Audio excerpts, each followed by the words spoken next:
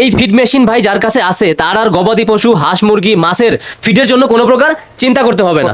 আচ্ছা, এটা কেন চিন্তা করতে হবে না শামীম ভাই? ভাই এই একটা মেশিন দিয়ে আপনি যে কোনো খাবার, মাছ, গরু, হাঁস, মুরগি, ছাগলের ফিড বানাইতে পারতেছেন। আচ্ছা, এখনকার যুগে খামারিদের জন্য সবচেয়ে চ্যালেঞ্জিং এর বিষয়টা হলো যে ফিডের যে কস্টিং বাড়তেছে, আপনার খরচ দিন দিন বাড়তে আছে, আপনার লাভের অংশটা কমে আসতেছে। আচ্ছা। আপনি যদি এরকম একটা মেশিন যদি নিজে আপনি কিনে নিয়ে যদি নিজের ফিড নিজে বানাইতে পারেন, তাহলে আপনার কস্টিংটা প্রায় অর্ধেকের চেয়ে নিচে চলে আসবে ফিড। কারণ আপনি যদি ধরেন যে হিসাব করেন যে আমি একদিনে আমার 250-300 কেজি ফিড দরকার হয় একটা খামারের জন্য, তাহলে আপনি ঘন্টায় 120 কেজি বানাইতে পারবেন সর্বোচ্চ, এবং সর্বনিম্ন যদি বানান 80 কেজি ফিড উৎপাদন করতে পারবেন এক ঘন্টায়। জি।